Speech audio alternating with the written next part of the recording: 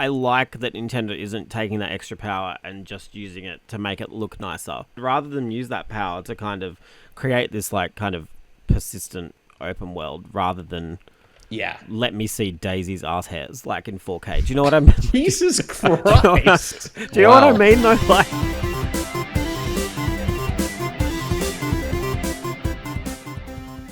hello and welcome to the Press Start podcast, Press Start Australia's weekly video game discussion podcast. I'm your host, Ewan, joined today by my fellow gamers and co-hosts, Brodie. Hello.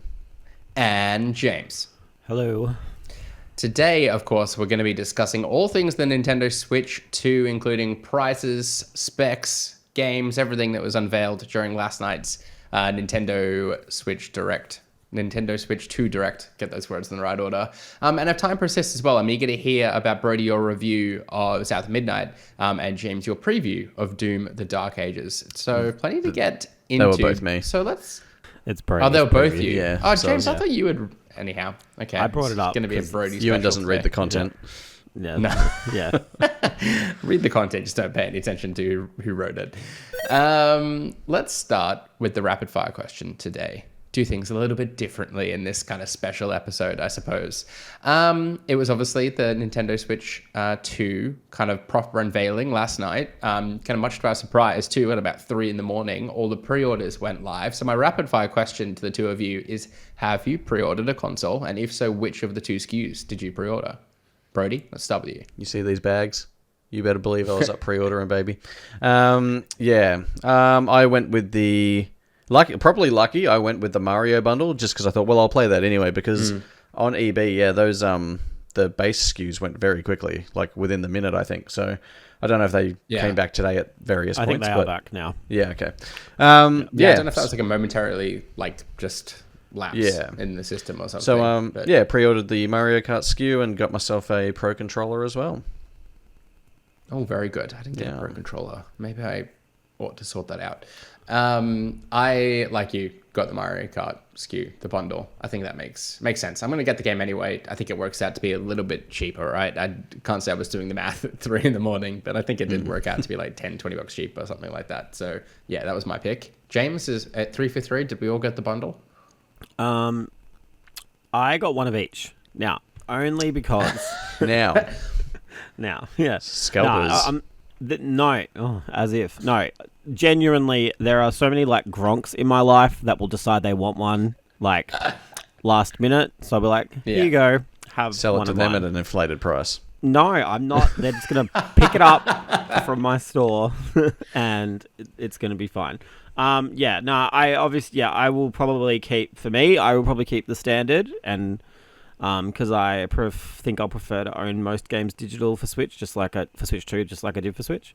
But I also ordered like one of everything, just to be safe, and then I'll just cancel what I don't want, because I'm keen to talk about the camera later. I actually must confess, I did order one of each SKU as well, but the non-bundled version is for my mum. I was like, I don't want my mum missing out. I'm going to grab this. And yes, Brodie, I will sell it to her at an inflated price. Don't you worry. Wow. Happy Mother's Day, $3,000. Yeah. Let's get stuck into it and all of the details that came out of the Direct last night. And forgive me if I lose track here. I am exhausted because it was a late night for the three of us. I don't think we got to bed until about 4 a.m, something like that. And then was up again in case like Amazon pre-orders went live at 7 a.m. or whatever. So we're all struggling here. But with the Switch 2 Direct last night, I guess the kind of key thing to discuss right off the bat would be the release date. That was confirmed to be, and I'm operating off a foggy memory, June 5th, globally, which is pretty soon, right, James? That's pleasing to hear. Yeah, I was kind of expecting like July-ish. I knew it would be one of the J's. Just had a feeling. But June 5th is good. I'm glad that it's like near the start of the month as well, rather than like kind of right at the end of the month. Like it's soon. It's really not all that far away at all. It's like the same period of time, right, between them announcing this Direct was happening and then coming out, and maybe even less time. And I feel like it just all has happened very quickly now after years of speculation. Are you excited for June then, Brodie? Is that going to fit in well with your game schedule? Yeah, well, I guess there's a little bit of a lot of things up in the air currently. Like, we don't know what's happening with like Summer Game Fest. Like, the last couple of years we've been there, so if that occurs again, then obviously I'll probably be, or presuming, I may not go this year, but one of us will be in LA for that time period, so might miss out on the first week or so. But yeah, I mean, for it to land like right in what will be the big summer of gaming, that's pretty exciting. They're obviously looking to dominate that conversation for that window where other, I guess, people like Xbox would try and have that moment, but I think it might belong to Nintendo this year. Yeah, it's a period of time as well that at least a lot of people in Australia go traveling and whatnot as well. So yeah, I think it lands at a good time if you got long car trips or flights or whatever. I always appreciate that. Let's talk about the price now. It was revealed that it was gonna cost $699 here in Australia. That's just the console. The bundle that we all ordered was $769. And for context, I thought I would do some digging into this. The original launched at what I think was a price point of $500. It was around there here in Australia. I was looking at kind of bundles and stuff back from about 8 years ago, but about $500, and adjusting for inflation, $500 in 2017 when it launched would be about $623 today.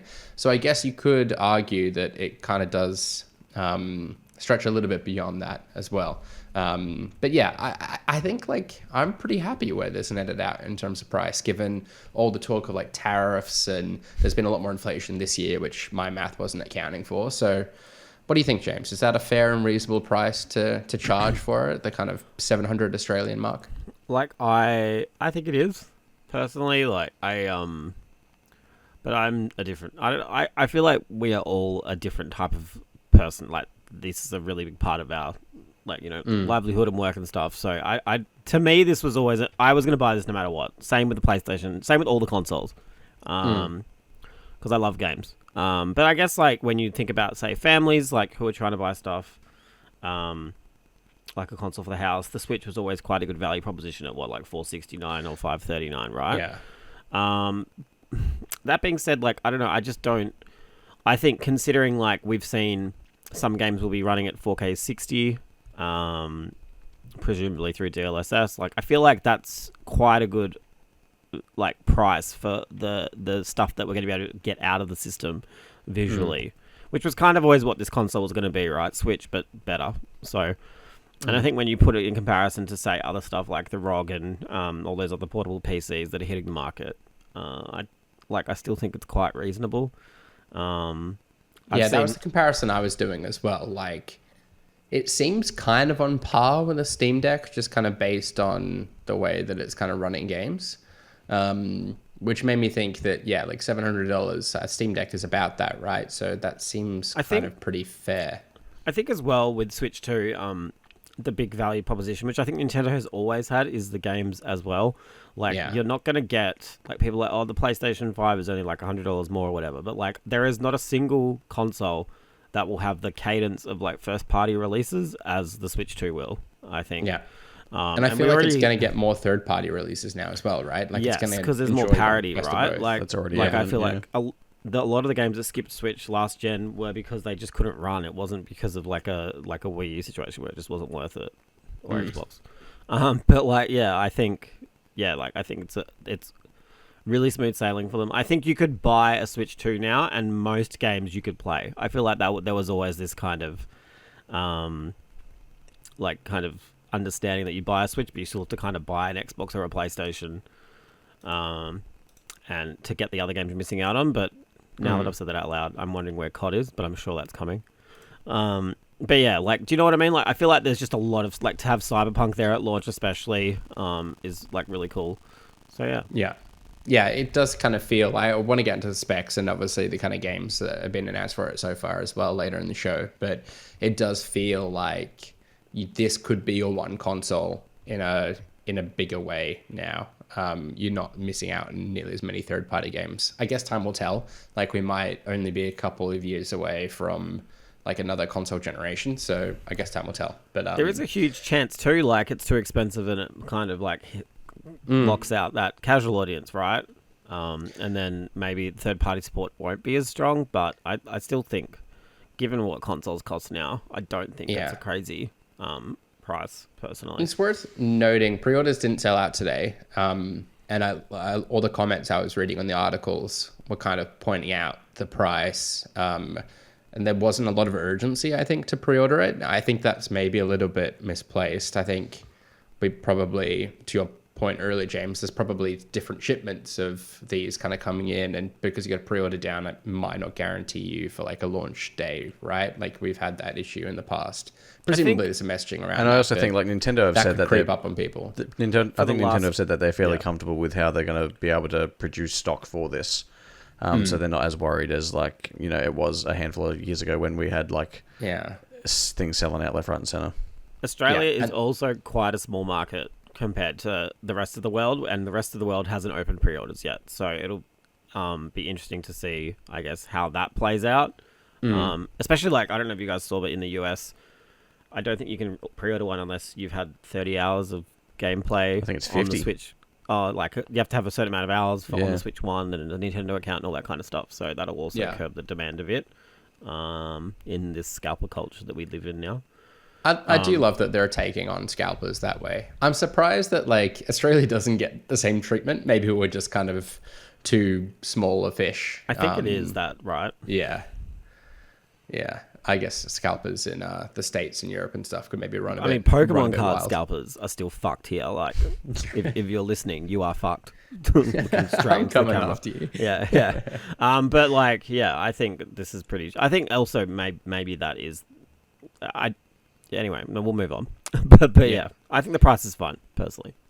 Brodie, do you sympathize a little bit, seeing as you're the only one of the three of us with kids and a family? Do you sympathize somewhat with people's predicament of maybe trying to juggle all their expenses at the moment and accommodate for a Switch at launch? Yeah, look, I suppose so. I'm, I guess, in a fortunate position where like Katie and I both have, you know, pretty reasonable jobs, so we're like fairly comfortable enough to be able to just like, obviously this is a very knee-jerk sort of purchase. I just laid down a pre-order last night without even talking to her. So I thought you said you did need to consult her. I spoke to her after I did it, and I just said, look, I might have done something here, but she was all good.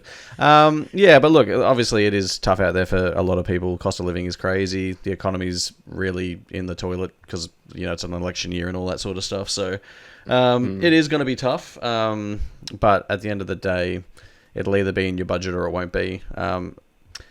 The surprising thing, and I guess we'll get to this as well, I'm surprised Nintendo have gone so hard with committing to the generation and like really cutting off that Nintendo Switch audience by making a lot of things exclusive to this new console. So, I guess there will be that FOMO element for those people. So, yeah, I guess they'll have to decide whether, you know, is it the car rego this year or is it the Nintendo Switch 2? Yeah, similarly priced as well, those. The exclusive thing did surprise me as well. I really thought Mario Kart Worlds was going to be cross-platform, which wouldn't have been all that exciting, I guess, in terms of like what the game was going to be promising. And I think it makes sense given what they revealed about that game that it would be exclusive to the new hardware. But yeah, that really did shock me. Like off the bat, that was kind of one of the first things they announced. I was like, I really didn't think they would go that hard and try to push people to the Switch 2. And to be honest, I don't know if they really are. That seems to be the one exception that's kind of an exclusive to the new console. The GameCube games being exclusive kind of caught me off guard. Oh, I missed that one. Okay. Yeah and like, is Donkey Kong, I assume, is... I think, so Donkey Kong... Bonanza, Mario Kart, the GameCube games, and I believe the FromSoft game.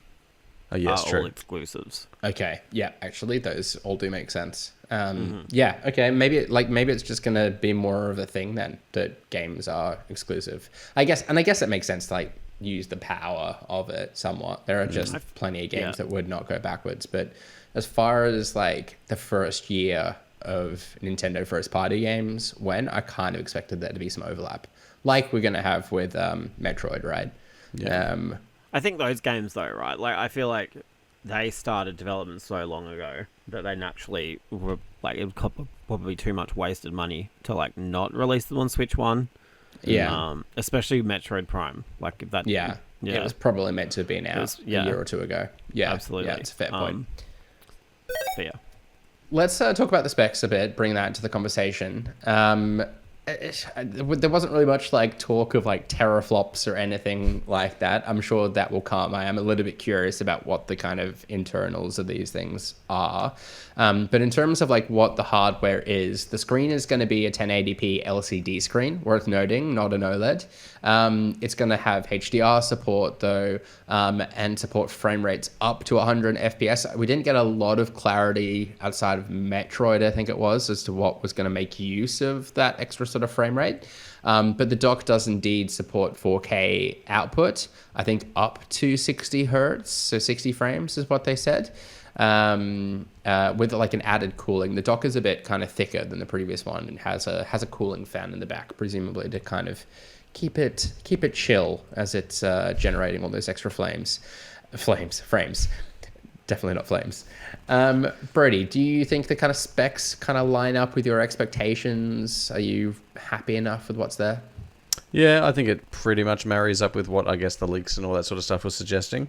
And it's a large part of that where I can sort of justify the price as well, because obviously if you allow for the inflation, it's probably, an extra $150 on top of that. And you're talking about a much bigger screen, obviously better resolutions and things like that. And obviously we'll get to the Joy-Cons as well, but the tech in those things is particularly cool with the mouse cursor and stuff like that. And obviously we'll hear from Shannon probably next week about having gone hands-on with it and stuff like that. But like some of the things we're hearing about how that works, like it's definitely it seems like an exciting prospect with how they can sort of adapt that for certain games. So like from that perspective, like I'm pretty happy with how it like netted out tech-wise. So yeah, and like I guess we'll talk about the micro SD situation, like whether that is or isn't like a huge issue. But I guess like the internal... So just to clarify the micro SD situation, the previous cards won't be supported. They're not going to be a quick enough speed that the console requires. So it's going to be micro SD Express cards, I think. Truthfully, I haven't looked up prices of those at all, but presumably they're a bit dearer. Yeah, I think Nintendo may have had like their own little proprietary one that they had put out for pre-order, but I didn't see only those. Like $80. Like I didn't think it was that for like a terabyte or no, for 256 gig. Yeah, which would basically double your storage space.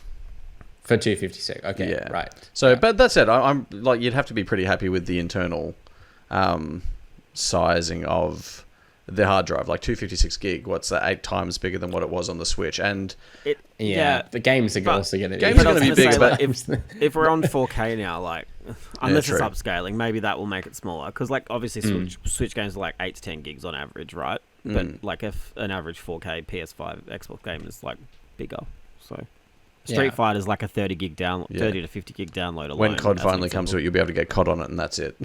Yeah. It was interesting that they didn't really kind of wade into like any of the upscaling or DLSS tech, or I've forgotten what AMD's equivalent is at the moment, but they didn't really cover much of that.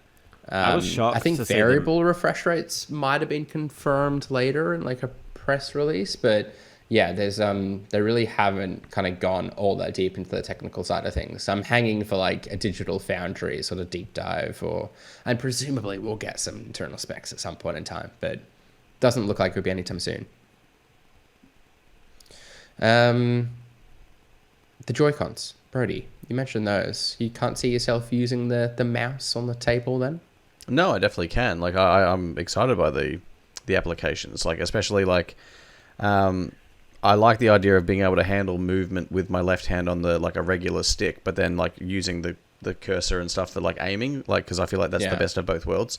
Because I'm not a huge WASD kind of guy on like keyboard and stuff like that. So I just like can't imagine what that setup looks like though. Like if I'm playing on my TV, I'm gonna be on a sofa. Like I think there'll be like over my coffee table. Surely there's a bespoke Nintendo Switch 2 lap pad coming out where you'll be able to.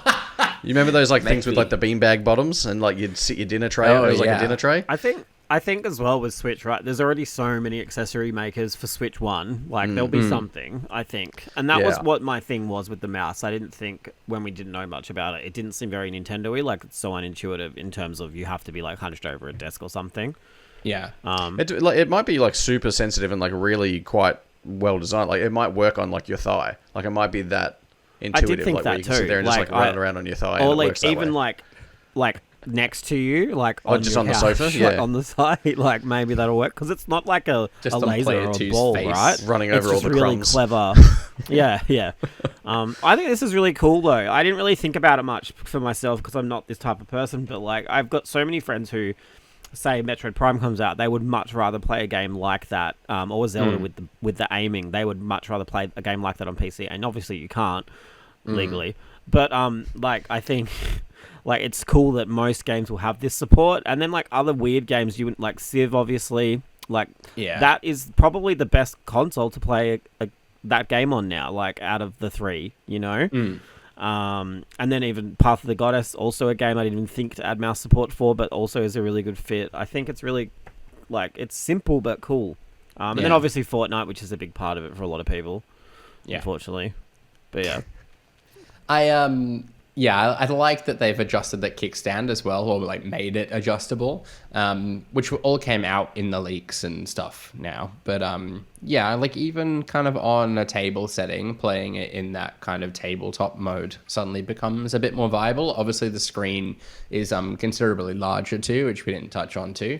But yeah, I mean, maybe this is a console that I put here on my desk and I sort of play on my monitor rather than the living room. I think if you're traveling too, like it could work. I mean, like a plane tray is like awful in all aspects, but like you could still try. Like I feel like that's something that potentially could be a thing. Yeah. Sound as well. I just wanted to call out. They've kind of talked about kind of like 360-degree sound support as well. So there's just a lot of things that are kind of moving up to sort of parity with the kind of PlayStation 5, Xbox Series X and S sort of generation. So yeah, I think all pretty pleasing. I definitely would have loved an OLED screen. That's my one kind of pet peeve with it at the moment, particularly if it's only a year or two down the line that they kind of update the model with an OLED screen. It just, even with HDR and stuff, that just the vibrancy you get out of an OLED screen is just next level. And not having ever upgraded to the OLED, I'm still using my original launch day Switch. I was like ready to that to feel like a really big jump, and I'm just gonna feel like I've missed a trick. But maybe I won't be so frustrated having not played much on an OLED screen. Maybe it's a silver lining. The accessories. We touched a little bit about the Pro Controller as well, I think, having pre-ordered that. I'm curious about the camera, though. James, you presumably pre-ordered a camera. Can you see yourself using it? No. Did you like the way it was integrated into games or anything, or did that seem a bit kind of novelty to you?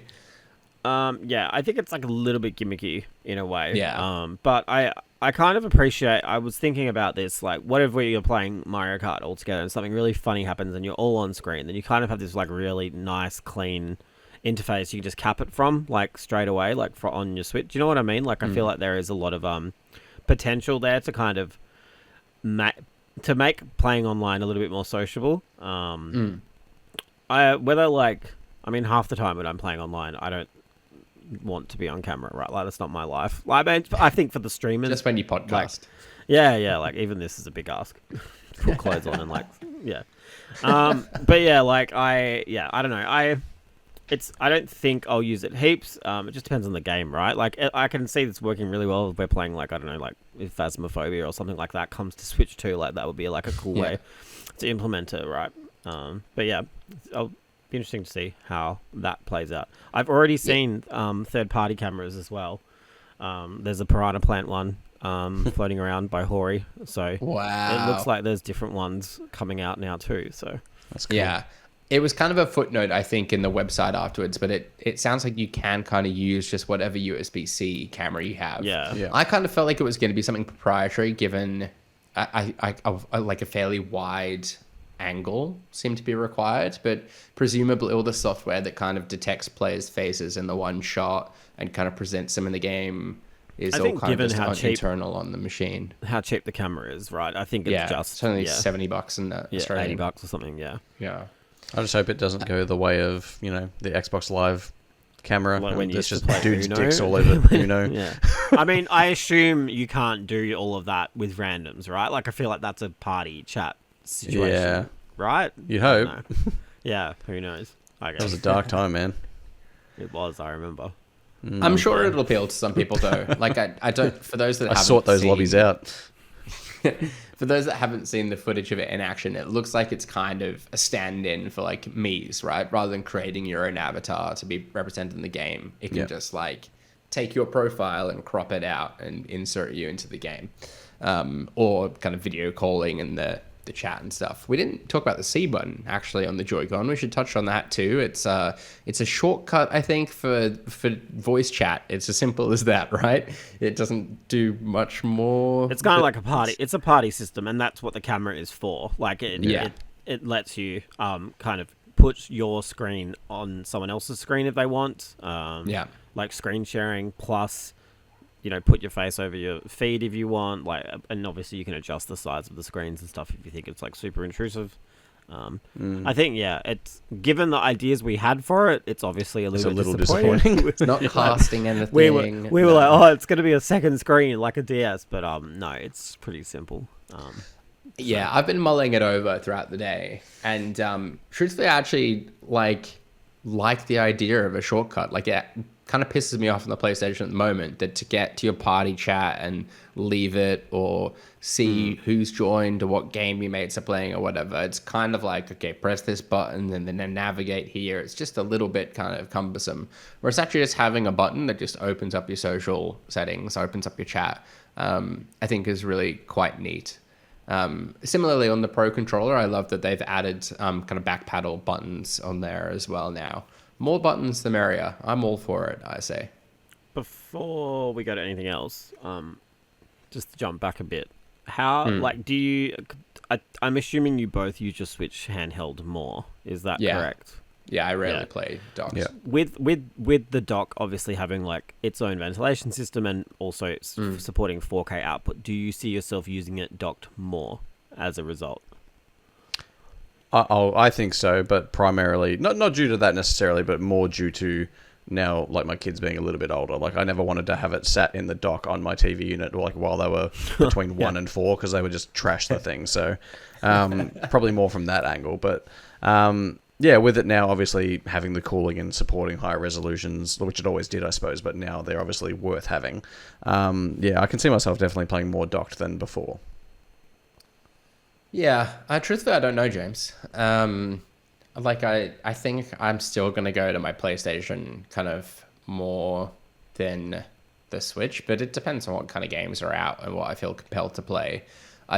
The Switch has kind of always been that stand-in for like, okay, I'm out of the house, I'm traveling, I'm down at the laundromat waiting for my bedding to dry. Like, it's that opportunity to play games that I wouldn't then like make the time for at home. So I can see myself still playing in handheld, but that, like, I'm equally excited that the screen's getting updated there, because it's going to be 1080p on a pretty small screen still. It's bigger, yes, but still a small screen. And potentially some of them are going to be 120 FPS, like in handheld. It's pretty good going. But yeah, I don't know. Like, if I'm able to play more games on the Switch, and obviously the first party ones announced too, the exclusive titles, pretty exciting. Perhaps I will make more reviews of it, or maybe I put it in here, like I said, in my study, and make use of the mouse feature of the Joy-Con. I'm just glad they did it. Like, it was like such a pipe dream. I feel like even when the first Switch was being rumored that the dock would be more powerful or something, and it never became a thing, and it physically wasn't. But I think it's such like a clever way to kind of get the most out of it, because you don't need 4K portably, right? Like, on a tiny screen, it's kind of pointless. No. Especially for battery life. But yeah, I'm excited. Like, I'm excited to see like Nintendo's like creativity with games mixed with the power of like not the Switch, like something. Yeah, I am curious because you know how the original Switch, there's so many like third-party docks that you can get that just kind of are Yeah. like little dongles basically to plug it in. It like much of the power was just like in the unit. I feel like the extra fan and the dock is kind of necessary to get like essentially overclock it to kind of get the 4K resolution output out of it. So maybe any kind of third party one needs a fan, needs a proper cooling system in there too. And if it doesn't, beware. I'm sure there's some kind of sorting process to be called a Switch 2 accessory, right? I mean, there's still like weird random ones, but like Some people wouldn't bother though, right? Like I'm sure there's always going to be. Well, if you want to stick your Switch 2 in a dock you bought on Temu, then like that's on you. I personally, would not, but no, it's a good pickup. Let's talk about the games too. Then there was a hell of a lot of games to kind of get through. So much so that as we were like trying to keep up and ride them, I think we were all kind of struggling a little bit. And there were some real kind of surprising ones too. Brodie, where do you want to start? Like which games kind of stood out to you, excited you? I was, as I alluded to earlier, I was excited with like the GameCube stuff coming across to NSO. Like I think that's a long time coming, it feels like. Again, surprised it's gated behind the Switch 2 itself, but still cool to see some of those games coming across. Like it probably kills the possibility of a Wind Waker remaster, I suppose, because that is now probably less than likely, but still very cool. But as far as like new releases, like I was pretty jazzed on Mario Kart, to be honest. Like, like Mario Kart's, just pure fun and zaniness, like mixed with like a Burnout Paradise kind of like open world sort of thing. With like, you drive up to a start line and you start your event, or there's like a elimination mode that like has you driving across the map, like almost like I can't remember what it's called but for Forza Horizon, but like Dominator or something like that. Like it's just. Yeah, a lot about that I'm really vibing with, and I feel like it's going to be better to play like free roam in an open world with like say someone like my son who's not 5 yet, and I'd obviously just trash in like a regular race. At least if we're both just like zipping around this open world having fun, like I'm not going to destroy him, and like the competitive side of me won't come out, and so we'll both have fun. Sure. So like I can see it from that angle being quite good. Yeah, I'm a massive Burnout Paradise fan. Love the Forza Horizon series too. To see it kind of like dip its toes into that style of game, I think is really cool, and I think it's like a natural evolution for the game, but not one I saw coming, if that makes sense. Like when they announced it, and it's like, oh yeah, of course they're doing this. Of course it's called Mario Kart World. Like this makes so much sense. Such low hanging fruit that it was never like no one thought of like, oh yeah. Yeah. I guess it just kind of seemed to be this formula was just going to be rinse and repeat. Let's add more tracks, characters, do maybe a novelty thing here or there. But yeah, this feels like a big sort of like meaningful update and a fitting kind of next entrance into the series, I guess.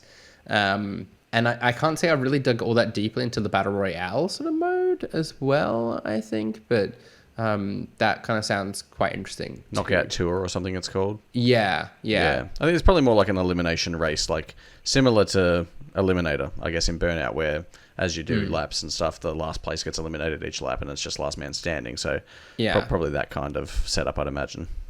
Yeah. But yeah, no, really excited for it. And obviously just the perfect launch title. Like Mario Kart 8 Deluxe just did absolute gangbusters. It's like regularly still in kind of top selling ones. It's kind of a must have for every Switch owner. So for the new one to be there exclusive on the new console, I think is very, very cool. I think it's a really cool. I don't like Mario Kart that much. I think anyone who knows me knows how much I don't like. I think it's because I'm not good at it. But I'm rubbish at it too. Don't you worry. Yeah. I think this is a really clever way to kind of make Mario, because I feel like normally we would maybe just expect them to do something new in terms of you can just ride on the sides now, like the whole something like that would be kind of enough almost, like for Mario Kart 9. But to take realistic, people just want new tracks, like that's kind of the thing, right? And to take all of that now and instead do that, but also expand it to be this giant world where like all the tracks are linked and stuff. I think that's really cool. I think it's a really clever way to expand it. And I'm like, I don't like Mario Kart, but I'm still probably going to play it at launch because there's nothing else really at this very start. Yeah. But yeah, like. Hang on, James. We got Chipmunk James. Chipmunk James is back. Made a you bump special something? appearance for this special episode. Perfection. Perfect. I love Chipmunk James. Wow. Yeah. What stood out to you, Jumsy? Oh, sorry, not Jumsy. Yui. I was trying to vamp for time, Chipmunk but he's James. back, I think. Nah, I want to give him a second to come back. Yeah. He is muted. It looks like he's ready. Oh. Oh no, he's backing out. He's bounced out. Yeah. What else? I don't want to move away from Mario Kart if James wants to still chat about it. But yeah, I think I'm really excited for this game. That's what I was going to say too. Perfect launch title as well, because it is like such a good showcase of like the new console. It's an inherently like social game. I just know that the people that do get this at launch, He's over there now. mates are going to want to come around and play Mario Kart. Like it just makes so Yeah. much sense. And like they've upped the player count like considerably, I think. So I think that's another good angle as well. That sort of displays that power of the new and console. for the new like social features and Yeah. all that, like it just ticks all the right boxes. Sorry, Jim. you were saying, James? Am I normal? Back to normal? Elvin. Yeah. Yeah. I also think you might have just said this, so I apologize. I like that Nintendo isn't taking that extra power and just using it to make it look nicer. Like I feel like I have seen a bit of like people saying that it doesn't look that good, and I was like, I would rather them use that power to kind of create this like kind of persistent open world rather than let me see Daisy's ass hairs like in 4K. Do you know what I mean? Jesus Christ. Do you know what I mean though? Like, I just don't need that level of fidelity in. No one needs that level of detail. Well, yeah. Why did you go there? We might need that might need to be cut. If I said Donkey Kong's ass hairs, you would all be like laughing. You're right. But let's move. Well, that makes sense. Yeah. He probably has many of them. Speaking of Donkey Kong's ass hairs. Anyway, yeah, moving on to Donkey Kong. That's a perfect segue. Yeah. What do we all think about Bonanza? That's Admittedly, like I didn't get to see the trailer too much, but all I know is I heard you say a new Donkey Kong, and I fucking died inside because obviously, I counterpicked it in our Fantasy Critic, so Fantasy Critic, yeah. I'm dead set fucked now, so it's great. I don't know who called this. Who predicted this was going to happen? Shannon. Shannon, yeah. Insider gosh. information, I reckon. I'm gonna Nah, collusion. he's just I feel like you can kind of see the stars aligning with this, right? Like the Universal expansion, and I think there's a rumor that one of the movies is going to be around them now too. Like It's so true. It makes sense. And then the redesign, which was also all over Universal Studios when I went, like it all makes sense. It's my fault. I haven't read the tea leaves at all. You need to sort your shit out. But James, I'm on the record for like not really having much of a history with Donkey Kong, despite your best efforts to get me to play some of the classic games. I was watching this trailer going, this looks like a lot of fun. This looks like kind of Donkey Kong getting the Mario Kart Odyssey treatment. Is that a fair assessment, would you say? the Mario Odyssey treatment. What did you say? So what did I say? Did you say Mario Kart Odyssey? I'm not sure. I meant to say Mario Odyssey. Maybe there's racing. Who Right. knows? Mario Odyssey. Yeah. Maybe, yeah. I mean, yes, this looks like a really good. There's in that trailer does tease some 2D stuff as well. I think that's really cool. Yeah. They've got like this kind of hybrid kind of gameplay model. But yeah, this was easily the highlight of last week's Direct and this week's Direct for me. Far and away, I'm really excited to see how it plays out. I wasn't really sure about the new Donkey Kong design when he like popped up in the first reveal, but seeing him in this game, so expressive, like it's just really cool, and I'm really excited to see what they do with it. Yeah, and it's out like launch window. I guess July. I would Yeah, say. it's July, so like a month Yeah. after, which is really good. Like it easily have held that, I reckon, to October or something. But that is the game I'm buying Switch 2 for at the moment. So Yeah, easily. And it's great. Spend a month kind of playing a bit of Mario Kart, maybe sampling some of the third-party games that are coming out there, and then you got Donkey Kong kind of a month later. Make very, very Donkey cool. Kong a household name again. Take us back to the days. I feel like Now, Donkey that's Kong a campaign is I can like get behind. a nostalgic brand, right? Like I feel like everyone has really good memories of Donkey Kong in like whether it's like the arcade game, Yeah, country. or Donkey Kong Country. Like I feel like it's one of those like series that I think everyone has some kind of memory or fondness for, besides Ewan. Yeah. I get the appeal. Like, he's just kind of a fun character, and obviously He's very cool. iconic too. That's it. I guess maybe a bit I'd more argue like- that he never dropped off. He's just probably been underutilized yeah, for sorry, the last that's more what I 15 mean. years. Yeah, like we had 3 Yoshi games. And, like, what does he do? Yeah. Just shits out eggs. Stop trying to make Yoshi This happen. Donkey Kong has bananas and overalls. What could you want? And it is a great name for the game, Donkey Kong Bonanza. Although great I was box art. writing Bonanza about 1,000,000 times at 3 a.m. Would be amiss not to mention From Software surprise reveal. I don't know if anyone saw this coming, but if you did, maybe buy a lottery ticket. It's kind of nuts. The game is called The Dusk Bloods, and I guess it's as close a spiritual successor to Bloodborne as legally possible. Is that? Do you reckon that's fair to say, James? Yeah, like I think from a like setting and artistic perspective, yeah, like sure. I think it's because It's very is it kind of 4 like players or gothic. Is it 4 kind players of. or 8 players? 8. 8. So like an 8-player PvPvE game. If you told me that was Bloodborne 2, I think a lot of people would be upset. Fair. Yeah, but this is Miyazaki. Like he obviously didn't work on Night Rain, so he could work on this. So he obviously sees something in that. So I have faith in his decision.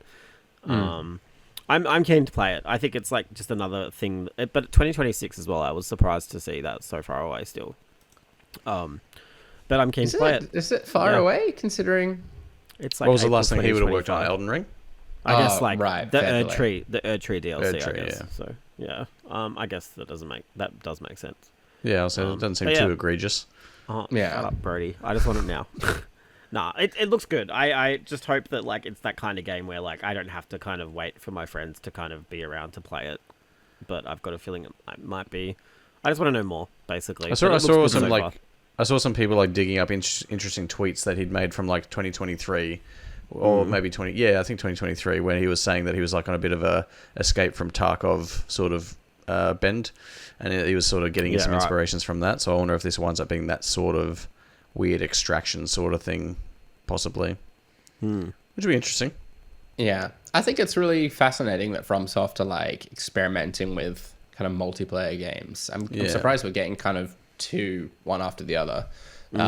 Obviously, Night Rain coming this year. But like based on the kind of the alpha tests and stuff they've been doing on Night Rain. Sorry, the network tests, whatever they're called. Yeah. Much the same. Yeah, it sounds like people and long-term From Software fans are really enjoying the game. So I'm sure it's the kind of thing they wouldn't do unless they felt like they had tapped into some sort of formula that was going to work and felt right for the style of game that they produce. So yeah, I'm really excited to see what this looks like and turns out to be. The trailer definitely got me interested. I'm still kind of like finding my feet as a bit of a Souls-like player.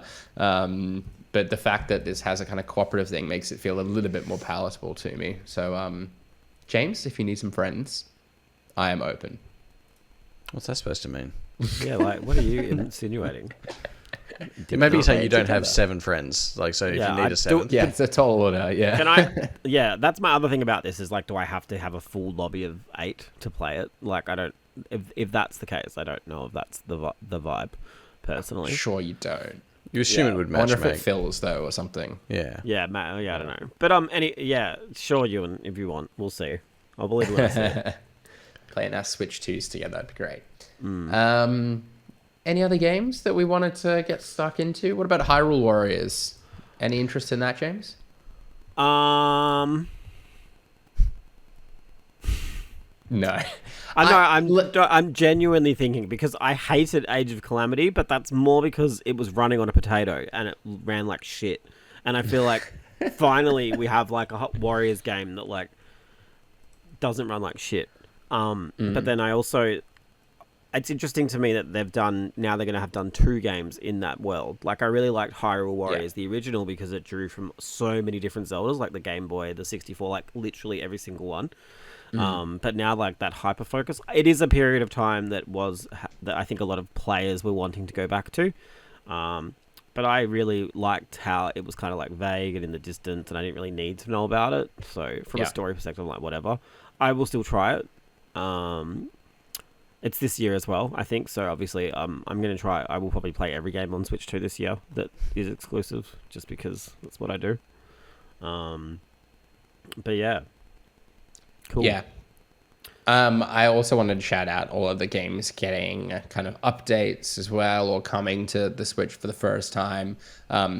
On the From Software angle, Elden Ring coming across, I think is pretty huge. Cyberpunk coming across, also sort of pretty huge. I think The Legend of Zelda, Breath of the Wild and Tears of the Kingdom getting updates is really quite cool, particularly if you're an online member with the expansion pack. Those are going to be free. We didn't really get much clarity on what other upgrades are going to cost. Yeah, the upgrade pack is going to be free. Sorry. Yeah, assuming you already own the game. So a few caveats. And Metroid Prime, we touched on it before, but the fact that it's getting a 4K 60 FPS mode, docked obviously, and then a 1080p 120 FPS mode handheld, I think is really, really cool. I think it's like, with that's something I would never expect Nintendo to ever talk about, like in a presentation, right? Like talking about performance and quality modes. That was like really jarring, but cool. But I probably like right for that game. I feel like the audience for that game get that a little bit more, but yeah. They didn't talk about it for Zelda, and I think that was kind of pointed. I think Zelda will still have improvements, right? I feel like even the people who love Breath of the Wild and Tears, the resounding criticism is the performance. So I think if they can fix that right, plus HDR would pop so much with that art style. Yeah. I kind of get the feeling with Zelda, it's just going to be like the resolution bump and then stable frame rates. I don't think we'll get like big improvements in the frame rate. I'm calling it now. It's 60 FPS with dynamic resolution. Wow. That's my theory. Wow. Okay. You heard it here first, folks. No, it's like, I don't know anything. I'm just... Before we move on from Switch 2 entirely, there's one other small little feature that I wouldn't mind shouting out, because it does seem entirely un-Nintendo that they've done this. I liked the sound, and granted it's limited to very few games currently, but I like this game share thing that they're doing, like where you can play locally with like 4 people, but only needing to have one version of the game installed. Like I think that's just a good consumer-friendly thing that they wouldn't usually do. To be clear, they did this on the DS, but... Well, then I walk it back. No. Where was it for the last generation? I know. I 100% correct. But I think this is different is this like, forgive me if I'm wrong here, but like, I feel like this is where if you're playing a split screen game, rather than you all sit around one screen, you share the screen with everyone. Is that right? Or is it more you actually all have individual... I think you get your own version of the game, don't you, effectively? Yeah, because that's what they did with DS back in the day. There were some games that had support for it. But I also thought that was the other thing. It's like kind of a shared screen for like the one Switch. The way I'm reading it here, I need to rewatch. Admittedly, I watched the trailer twice. Like, Game Share lets you play multiplayer titles locally across different systems with only one of you needing to have the game installed. The feature is also available between Switch 2 systems and from Switch 2 to Switch 1 systems, so you can finally play with a screen of your own. Yeah, like supported games are like Captain Toad, Super Mario Odyssey, stuff like that. So, look, I don't know. I haven't played a lot of those, so I don't know if they have big split screen components to begin with. Like, I would have thought Odyssey didn't as much, unless there's the Cappy situation. But I don't know. I guess I would need some clarity as well. But I was assuming that you'd each just get your own version of the game just to sit and chill and basically. So on DS, like back in the day, you could do that with Mario Kart as an example, but the people who downloaded it from the host had less characters. Right. To pick from. It was like a weird... I don't think it'll be like that, to be clear. Okay. But I either way, like... Interesting thing I think to watch, you're right. Either way, it is very good. There's a few kind of consumer-friendly things. So like the Direct last week as well, they announced the kind of virtual cartridge sharing thing. I'm forgetting what its technical name is now. 14-day lend or whatever it is. Virtual game card or something. Yeah, but that's a good way to kind of combat the rising costs of the games as well, which I guess is another tidbit that was kind of revealed today. Just they are kind of going up to the sort of 80, 90 US dollar mark. So yeah, a lot of the ones are up for pre-order, particularly those first-party games are kind of like $125 or like 115, 125 here in Australia. So that's kind of been threatening for a while and already felt in some cases on the PlayStation 5, Xbox Series X and S sort of generation. So yeah, not too surprising, I think, but a bit daunting a prospect, all the same. Cool. Have we covered off everything about the Switch then, do we think? Is there anything I think the last thing mention? I'll end with is Kirby's Air Riders. Oh, like, yes. What is the go with this, right? Like, I don't understand. There's a history to this, right? People love the Air. Do they? This is my thing. That's I assumed. It was a GameCube game, and it was like a racing game where you're just like running around on stars and shit. Like, cool. But the whole game was like one button. Like, you just hold A, you hit A to do something. Like, it was super simple, to the point where it wasn't good, in my humble opinion. I'm sure people disagree with me. But I find it weird, like, Mario Kart is, like, the big marquee open world, like, launch title. True. And then we've got Kirby Air Riders coming out in less than 12 months after, right? Isn't this, like, by Sakurai, like the Smash Bros. Yeah, guy? like, he is a very, like, Kirby guy. He might have even worked on the original. Right. So maybe they're expanding this into something more than just a Kirby Mario Kart. But it's an odd thing for me to have two games like this. If you want to make a track racer, you've got F-Zero just sitting right there. Nintendo really doesn't want to... I mean, I say that, but it's on the GameCube at launch. Grow up, Nintendo. Yeah, I'm surprised they haven't done a new one of that, because I feel like it's all the sweaties talk about, but maybe that's the problem. It's just the sweaties. I'm right here. I'm right here talking about it. Yeah. No. Sweat me up. F-Zero people, they never fucking shut up. But I understand. Like, I was like that when I was a Metroid person a few years ago when they weren't coming out. So, yeah. I know you said that was going to be the last thing, but I also wanted to quickly mention Hollow Knight Silksong also getting reconfirmed for 2025 in a sizzle reel, no less. Believe it or I will still believe it when I see it. Yeah, I was going to say, like, skeptical. Is this really something? Like, don't they have they ever said years before, or is this the first time they've committed to like a year? Is that why people are getting years, a bit like back in 2023? When they were in that Xbox scissor reel, it was meant to release within the year. Right. Yeah. And that was like 3 years ago. I don't know why people are going ape shit for this when like the history is. Yeah, I don't get it either. Like, we've had release dates before. This is nothing new. I do think it's been long enough though. And surely is Silksong on Game Pass? Well, have they mentioned that? Yeah. So I feel like if they've like penned a deal like that, surely there's some indication of maybe this is the time to start believing.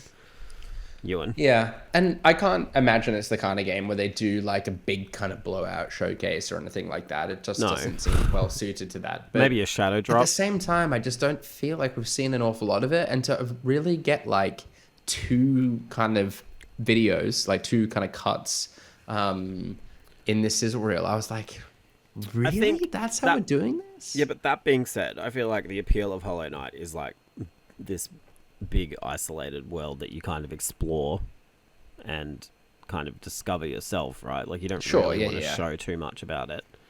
And I think with a game like Hollow Knight, you don't need to market it that much. Make a moment of it, like a slow fade in. Like the moment everyone on Twitter is really excited for Hollow Knight, but like Nintendo, who are premiering their new console, are they going to give it 5 minutes when they could be doing that for their own first party? Like, it should be grateful it's in the scissor reel. I just feel like it's a big game at this point. Like, it's anticipated. Yeah, I think it's a big game online in our echo chambers, but like that's what I'm saying. Yeah, I reckon. Fair. X and Blue Sky are really excited for it, but do Nintendo really give that much of a damn? The real world is just like X and Blue Sky. Yeah, that's right. As we know. Maybe. I would love to chat to the team at Team Cherry though at some point and just like understand what the journey of making this game was. They're watching. That'd be great. If you're watching, fellow Aussies, let's sit down and have like a good someone like, must know chat them. Someone is cousins with them. Yeah. We've probably bumped into them before, I'm sure. John Cherry, call me. But I would love to just know, the decision making behind that game, because obviously Hollow Knight did so well. I'm like, what did you want to go into the sequel wanting to achieve? How did that change along the way? Anyhow, Ewan, we'll save they're it not for here. another day. Don't spend all your interview questions now. Christ. All right, let's get to some of the previews and reviews that we wanted to cover as well. Brodie, strap in. We're an hour in. We're sleep deprived. South of Midnight. I want to hear your thoughts. Do you have a score? And how did you arrive at that score? Yeah, I know, look, I'm sorry. I've I've got to finish it after this goddamn podcast, so let's wrap this shit up. Okay. Look, South of Midnight, really, really enjoyed my time with it. It's exactly, and I'll keep these brief, like I'm not going to go on here because we have been going a while, but I arrived at an 8.5, so 8.5 out of 10. Nice. Completely surprising game to come out of Compulsion, who I famously haven't really adored their back catalogue, especially We Happy Few. Like, I thought stylistically and visually and from all the presentation sides of things, I thought that game was great. But it was just like a mess of gameplay ideas. I feel like they were chasing, I guess that survival procedural sort of carrot dangling on the stick that everyone was doing at that time, and it just sort of fell flat. But in terms of world building and everything like that, like they are very good at what they do, and that's very much the case here. Like, this is a great story, the characters are great, the world is amazing. The way they frame this universe as like this grand tapestry where Hazel's powers as a weaver like directly ties into that, especially through combat as well. It's just really creative. And like the culture and lore of the Deep South that it pulls from is really fascinating. And we obviously had an interview with a couple of the guys from the team the other day, and I'm still waiting for that required reading because I do want to like look further into this, because like one of my favorite books I've ever read is Norse Mythology by Neil Gaiman, and I would like something similar for the South mythology, because it's just really fascinating, and a lot of the stuff in this game. It's just really, I guess, fun to encounter and sort of go through. Like, we've all seen like Two-Toed Tom, like the big massive alligator that was in like the stuff like that, and like the game's just got so much cool stuff like that. I guess visually it's stunning. Like, I've never seen like a better argument for like baked in lighting than this game. Like, it's just so beautiful. Like, the lighting that like always just hits through the trees at the right angle. It's great. It sort of makes me think like, why do we bother with like processor draining global illumination shit when this looks so good? But yeah, so the world's beautiful. All the areas are wonderful. The story's great. Like, this is exactly what Xbox have been wanting, I think, from like a third person action adventure narrative game. Like, it's that sort of thing they've been, I guess, hunting for, to like not compete, I guess, with Uncharted and stuff like that, although I can draw some comparisons with how I sort of react to parts of this game, like with Uncharted. Like like for example, like I think the combat is basic, and by the end I did find myself like bemoaning pretty much a lot of the combat encounters I came across, but that's primarily because the story is so good and I was trying to just drive through those story beats. Like, the combat is inoffensive, it's fine, it's good at what it does, but it's not the game's strength. And I think that's probably the worst thing I could say about it. Like, it's the combat is just there, I guess. The way it's handled, like, as an arena, like, sort of setup, like, it makes sense within the world, and I couldn't imagine an alternate version of this game where it was more like a Devil May Cry action game. Although I think they're mostly arena-based as well, or at least they were. Oh, bad example. Like a regular action game where you just like encounter like enemies throughout the world and stuff like that. Because all the moments you get to explore and traverse in this game, like that's where like the narrative comes out, like the world's allowed to breathe, and like you can just take in all these like really nice looking vistas and stuff like that. So I think the exploration side of things was definitely my favorite part of the game because I got those things. But the combat is by no means bad. It was just sort of like the thing I wasn't looking forward to in each of the things, in each of the stages. And the game did settle into a formula in terms of how you would approach things. Like, you'd identify the trauma you were trying to purge from that particular level. You'd have like, say, 3 combat encounters to get the story beats, and then you'd have like maybe a boss encounter or something like that. So it did settle into that rhythm, and like I sort of knew what I was getting into by the end. But the game like constantly throws new enemies at you, so it like keeps it fresh in that regard. There's a lot of like upgrades you can do with the combat to like keep it relatively fresh throughout. Like you do evolve your skill set by the end, and like it's not the same game as it was at the start, so like it does have that going for it. But and the same is with the traversal. Like you constantly keep upgrading new ways to like get around the world, where like some of the traversal parts almost become like puzzles in themselves. So yeah, like great fun game, like very truncated. It's only 10 to 12 hours, but it's a story that I like really enjoyed from start to finish. It's a amazing setting. Like I hope they explore this universe again. Yeah, like I think it's a good feather in the cap for Xbox, especially as this game I think is still tied to some modicum of exclusivity, because I don't think there's word of it going anywhere as yet, but it's probably likely to happen eventually. But yeah, great game. Is linear? So like, is the structure like you just play through levels, or is there like a sense of like openness to it, like the Tomb Raiders or God of War even, or what's the... I think in terms of size, like even when we spoke to them the other day, I think they compared like the size of the levels to Tomb Raider, but I definitely think there is a level of linearity to them. You definitely work through as a process. Like there's not really much exploring to do and stuff like that. You can go off the beaten path, of course, and find the secrets and find the floofs, which is like the currency that you use to upgrade your character and stuff like that. But yeah, I'd say it's very much a linear story experience like that. A lot of the way I've heard it described like reminds me a bit of Banishers and Ghosts of New Eden, which is a huge compliment because that's one of my favorite games last year. But like the kind of way you're going into kind of arena settings for the combat and then delving into some exploration and story. I feel like that game feels like a similar structure. I feel like that game as well was very story first. Combat maybe was an afterthought sort of thing. So, and I really enjoyed the combat, but it was kind of like a more simplistic or kind of less polished kind of formula to what I remember like God of War being. Yeah, like. look, I only played maybe 40 minutes of Banishers, but I guess looking at it from that angle, I could see the comparisons. Yeah, but like, and one thing I didn't even touch on like was the music in this game. Like it's amazing. Like the way like folk songs, which like obviously it serve to pass down stories, like the way they frame a lot of these like mythical creature levels like through the songs that you sort of hear in the game, like they're really cool. Like even if you don't play this game in the end, like it is on Game Pass and all that sort of stuff, check out like the soundtrack on Spotify. Like it is a bop. Like like so jazzy, folky. Like it's really cool. Yeah.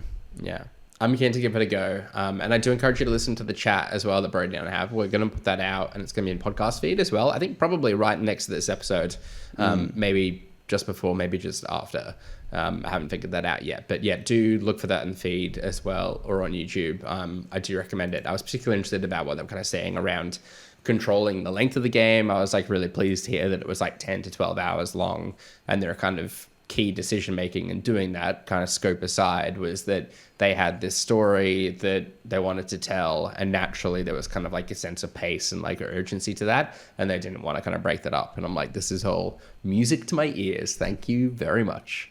Okay, then just quickly as well, Brodie, because I'm conscious of time too, but Doom, the Dark Ages, it's great. It's everything we want it to be. Yeah, no, look, I really like Doom 2016. Doom Eternal I fell off because, I don't know, there was just a weird frenetic energy to that game that sort of was off-putting to me. Like, it was was relentless, like I felt. No. It was, and I really didn't care for the platforming in it. Like, it didn't really grab me quite as much. I prefer a Doom that's, boots on the ground, stand and shoot, that sort of thing. I appreciate and respect your opinion, James, but that's just how I felt.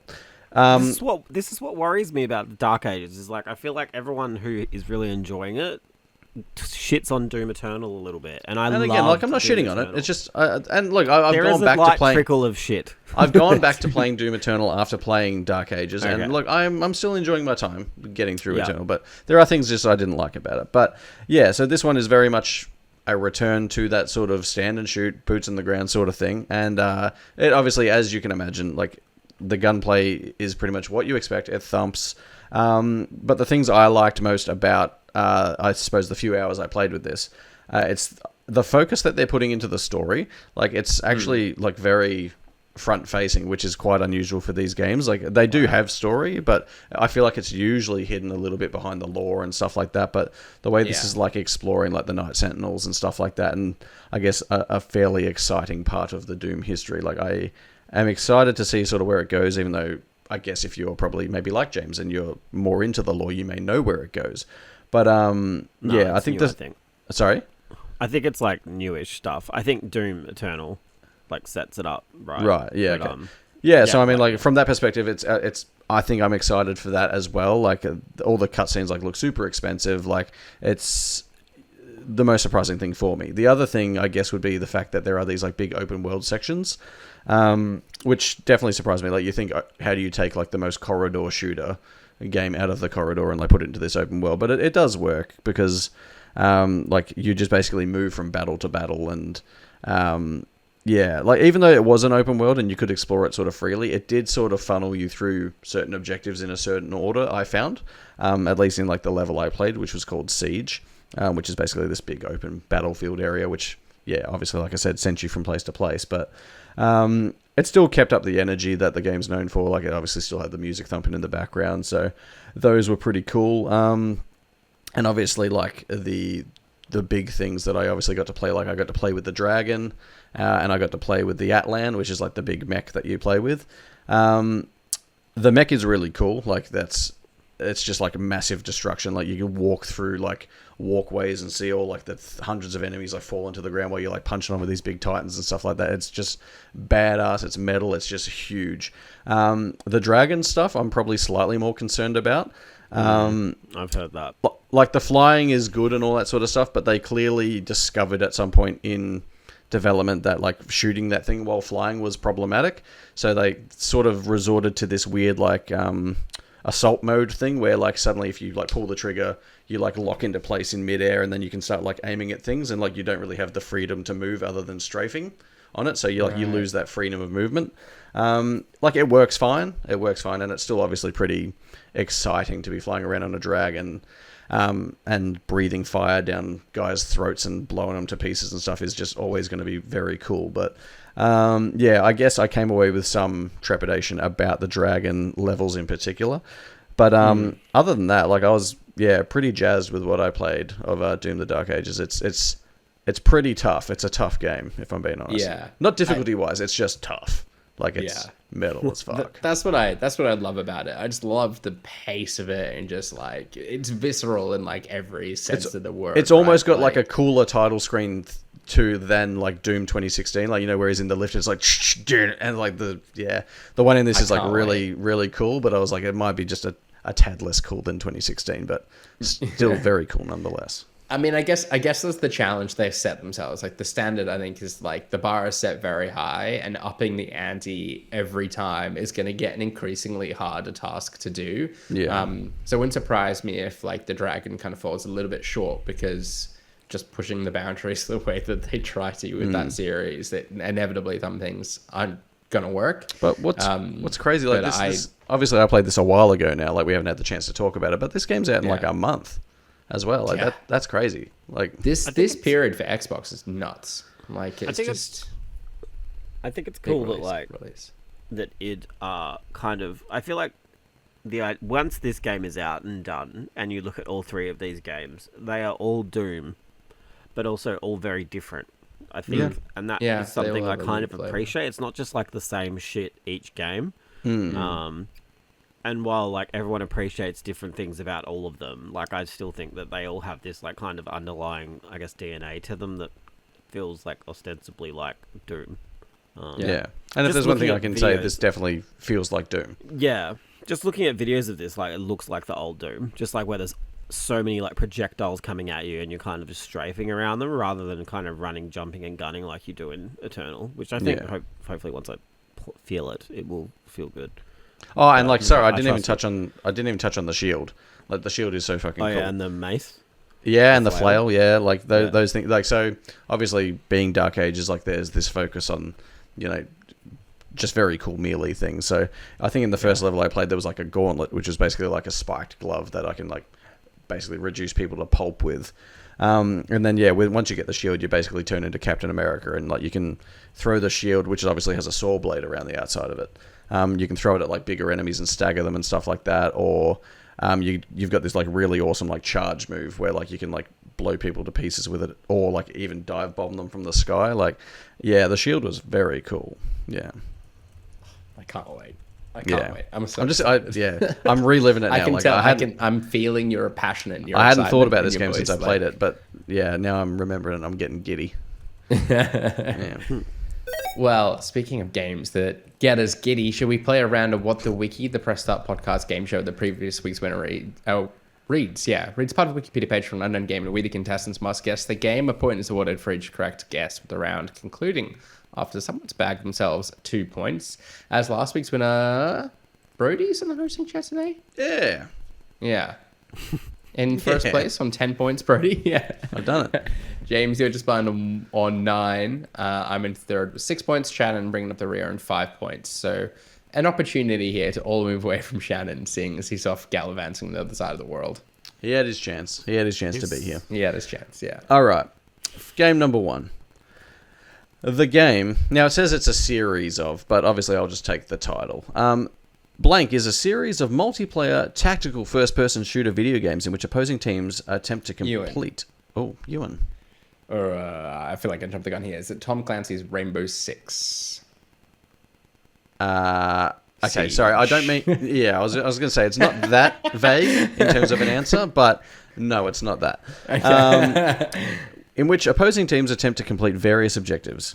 The series began on Windows in 1999 with the release of the first game. It initially released as a mod for another game that was designed by Min Guzman Lee and Jess Cliff. Before the rights to the mod's intellectual property were acquired by someone, the developers of another game, who then turned the game into a retail product released in 2000. Ewan, can I buzz back in? Oh. I think Ewan was eligible and did buzz in first, so I'm going to go to Ewan. Oh, look, I could be way off base here, but is it Counter-Strike? It is Counter-Strike. Well done, Yui.